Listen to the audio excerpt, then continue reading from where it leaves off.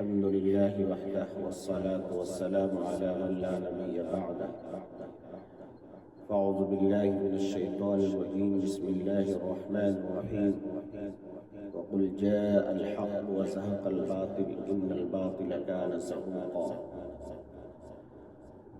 صدق الله العظيم وصدق رسوله النبي الكريم. نحن على ذلك من الشاهدين والشاكرين والحمد لله رب العالمين. آج کا ویڈیو بنانے کا مقصد یہ ہے کہ سب سے پہلے اللہ کا شکر ادا کرتے ہیں، اس کے بعد پیارے آقا محمد عربی صلی اللہ علیہ وسلم پر کروڑوں صلاۃ و سلام ہو۔ میں مبارکباد دیتا ہوں ڈاکٹر یاسر ندیم واجدی صاحب کو اور اس کے ساتھ ان کے معاونین اور ان کے متکلم جناب مفتی شمائل ندوی صاحب کو اور ان کے تمام رفقا اور ان کے تمام ساتھ دینے والے لوگوں کو کہ اللہ تبارک و تعالی آپ سب کے علم میں، عمل میں، صحت میں خوب برکت عطا فرمائے۔ اور دنیا عالم میں جو ایک خلا چل رہا تھا، ہم لوگ اپنے اکابرین کے بارے میں پڑھتے تھے کہ میلائے خدا شناس اور حجت الاسلام حضرت مولانا قاسم نانوتوی رحمۃ اللہ علیہ، اسی طرح رحمۃ اللہ صاحب اور اسی طرح بہت سارے ہمارے جو مناظر گزرے ہیں جنہوں نے دعوت و تبلیغ کے ذریعے سے ہزاروں لوگوں کو راہ راست پر لانے کی کوشش کی۔ اس میں ایک طرح سے ایک خلا چل رہا تھا،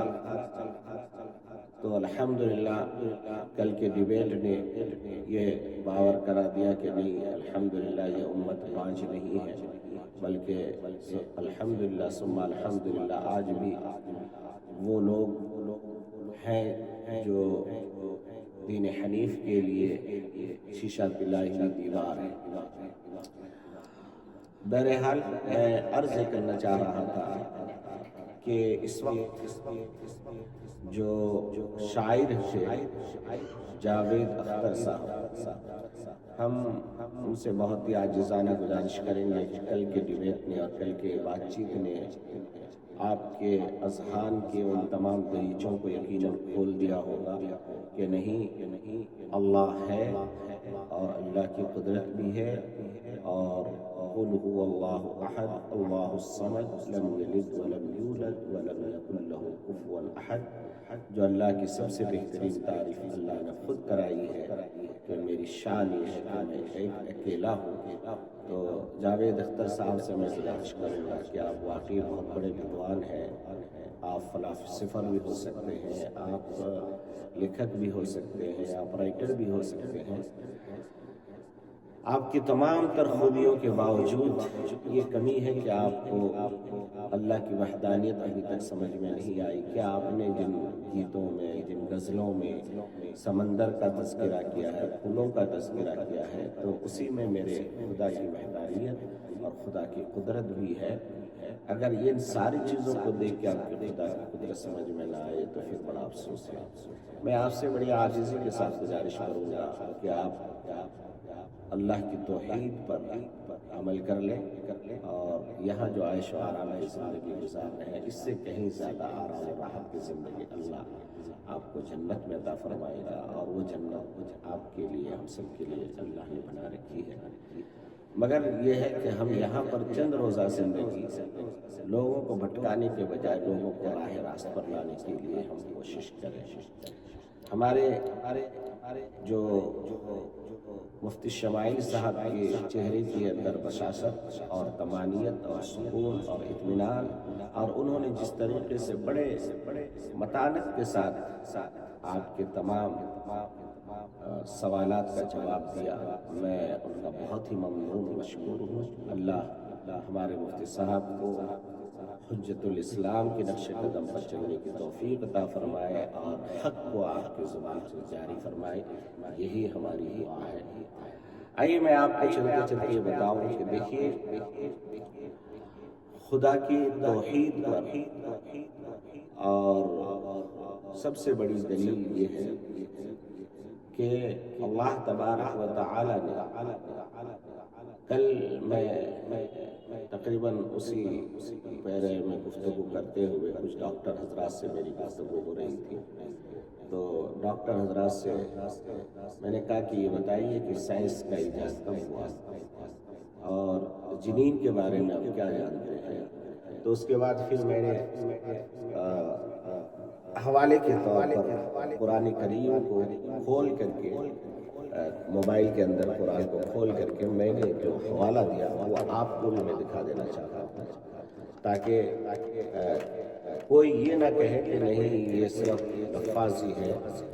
بلکہ آپ جانتے ہیں اللہ تبارک و تعالی نے یہ جو قرآن کریم نازل فرمایا میرے آقا محمد عربی صلی اللہ تعالی علیہ وسلم کے اوپر، اس کے اندر اللہ تبارک و تعالی نے جو انسان کی تخلیق کے بارے میں، تو میں وہ ڈاکٹر حضرات سے میں نے کہا، اس میں مسلمان بھی تھے، غیر مسلم بھی تھے، برادران وطن بھی تھے، بڑے اچھے انداز میں ہماری گفتگو ہو رہی تھی، تو میں نے کہا کہ ڈاکٹر صاحب آپ یہ بتائیے کہ آپ بچے کی تخلیق کے بارے میں کب سے جانتے ہیں؟ جب سے پڑھا ہے۔ میں نے کہا دنیا کب سے جانتی ہے؟ تو بولے 400-500 سال پہلے۔ میں نے کہا اگر یہی چیز کوئی چیز 1000-1500 سال پہلے کوئی بتا دے، اور وہ بتائے جنہوں نے کبھی اکیڈمی کا دروازہ نہیں دیکھا، جنہوں نے کبھی کسی استاد کے سامنے بیٹھا نہیں، وہ خود بتا رہے ہیں، تو کہا کیا ہے؟ تو پھر میں نے موبائل میں قرآن کھول کے دکھایا، اعوذ باللہ من الشیطان الرجیم، بسم اللہ الرحمن الرحیم، وَلَقَدْ خَلَقْنَا الْإِنسَانَ مِنْ سُلَالَةٍ مِّن طِينٍ ثُمَّ جَعَلْنَاهُ نُطْفَةً فِي قَرَارٍ مَّكِينٍ ثُمَّ خَلَقْنَا النُّطْفَةَ عَلَقَةً فَخَلَقْنَا الْعَلَقَةَ مُضْغَةً فَخَلَقْنَا الْمُضْغَةَ عِظَامًا فَكَسَوْنَا الْعِظَامَ لَحْمًا ثُمَّ أَنشَأْنَاهُ خَلْقًا آخَرَ فَتَبَارَكَ اللَّهُ أَحْسَنُ الْخَالِقِينَ۔ میں نے کہا کہ دیکھو اللہ تبارک و تعالی یہاں قرآن مجید کے اندر فرماتے ہیں کہ انسان کی تخلیق ہم نے کیسے کی۔ آپ اس کو دیکھ لیں، یہ سورۃ المؤمنون ہے اور آیت نمبر ہے 11، وَلَقَدْ خَلَقْنَا الْإِنسَانَ مِن نُطْفَةٍ، وَلَقَدْ خَلَقْنَا الْإِنسَانَ مِن سُلَالَةٍ مِّن طِينٍ ثُمَّ جَعَلْنَاهُ نُطْفَةً فِي قَرَارٍ مَّكِينٍ۔ تو یہ آیت آپ دیکھ لیجئے، اور میری دعوت ہے پوری دنیا کی سائنس ملا کر کے آپ اس آیت کا مقابلہ نہیں کر سکتے، سائنس بھی جھک مار کر کے اسی آیت پر پہنچتی ہے۔ اور ہمارے برادران وطن کے جو ڈاکٹر صاحب تھے، انہوں نے کہا کہ مولانا یہ تو عجیب بات ہے کہ 1400 سال پہلے اس کا تذکرہ قرآن کے اندر موجود ہے۔ میں نے کہا بالکل موجود ہے، اور پھر موجود ہی نہیں، ہمارے ڈاکٹر شاعر جاوید اختر صاحب کو جس پر اعتراض ہے اس کا جواب بھی اس میں اللہ نے کیا فرمایا، ثم انکم بعد ذلک لمیتون ثم انکم یوم القیامت تبعثون وَلَقَدْ خَلَقْنَا فَوْقَكُمْ سَبْعَ طَرَائِقَ وَمَا كُنَّا عَنِ الْخَلْقِ غَافِلِينَ۔ یعنی کہ آپ کو بچہ پیدا ہوگا، اس کے بعد پھر اسے موت آئے گی، اور اس کے بعد پھر ایک دن ہوگا قیامت کا دن، جس دن اسے پھر دوبارہ زندہ کر کے اٹھایا جائے گا، اور اس کے کیے کا ثواب سے اس کے کیے کا ثواب یا عذاب جو بھی ہے دیا جائے گا۔ تو میں ہمارے جاوید صاحب سے گزارش کروں گا، جاوید اختر صاحب سے، کہ آپ قرآن کا مطالعہ کریں، آپ ادھر ادھر کی باتیں چھوڑیں، آپ بہت بڑے شاعر ہیں، ہم آپ کی عظمت کو سلام کرتے ہیں، مگر آپ قرآن کا مطالعہ کریں، انشاءاللہ مجھے امید ہے کل کی باتوں سے آپ کو کہیں نہ کہیں دعوت تو پہنچ گئی ہے، اور اگر نہیں پہنچی ہے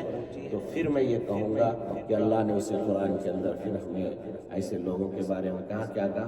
لَهُمْ قُلُوبٌ لَا يَفْقَهُونَ بِهَا وَلَهُمْ أَعْيُنٌ لَا يُبْصِرُونَ بِهَا وَلَهُمْ آذَانٌ لَا يَسْمَعُونَ بِهَا أُولَئِكَ كَالْأَنْعَامِ بَلْ هُمْ أَضَلُّ أُولَئِكَ هُمُ الْغَافِلُونَ۔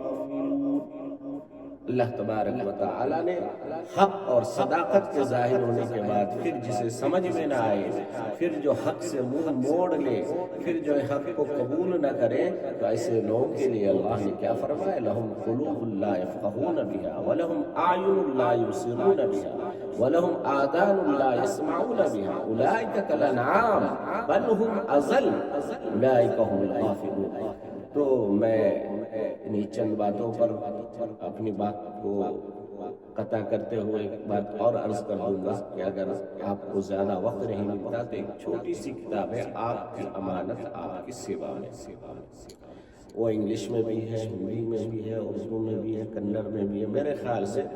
جتنی زبانیں ہیں اتنی زبانوں میں اس کتاب کا ٹرانسلیشن ہو چکا ہے، اور بہت چھوٹی سی مختصر سی کتاب ہے۔ ایک رات کا وقت نکال کر کے آپ اس کتاب کو شروع سے آخر تک بالکل تنہائی میں سناٹے میں پڑھیں، انشاءاللہ صبح کا سورج نکلے گا